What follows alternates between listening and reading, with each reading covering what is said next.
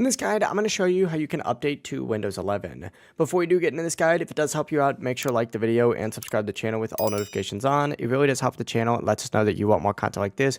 We'd greatly appreciate it. And if at any point throughout this guide you do have any questions, just ask them down in the comment section below and we can help you out further. I'm going to be doing my best to reply to every single comment down there. Now, if you are currently on Windows 10, what you're going to want to need to do first is go down to the bottom left corner of your screen and just right click on this Windows icon here. And from here, go ahead and select settings just like so. You're going to see an option on here. You may have to scroll down a little bit to see it, but go ahead and select Windows Update. And Windows will show any available updates on this section, and you'll be able to download Windows 11 by just selecting download and install. If you don't see the option to download and install Windows 11, go ahead and close out of your settings and open up a web browser of your choice and go ahead and search for download Windows 11. Select the top link from Microsoft, and from here you're going to see the download now button under the installation assistance section. Go ahead and select download now, and once you go ahead and do that, go ahead and open up the installer, which will download up here. Follow the prompts on screen and you'll be asked to accept the terms.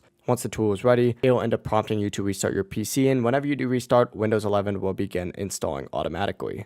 Don't do any of these other options on this page. This is going to be for like resetting your PC or installing Windows for the first time, so just kind of ignore those. You're only going to want to use this installation assistant option. But yeah, it really is as simple as that. If you guys do have any questions, just ask them down in the comment section below and we can help you out further. I'm going to be doing my best to reply to every single comment down there. Before you do leave this guide though, make sure to like the video and subscribe to the channel with all notifications on. It really does help us out and lets us know that you want more content like this. We'd greatly appreciate it. Have a great rest of your day though. Peace.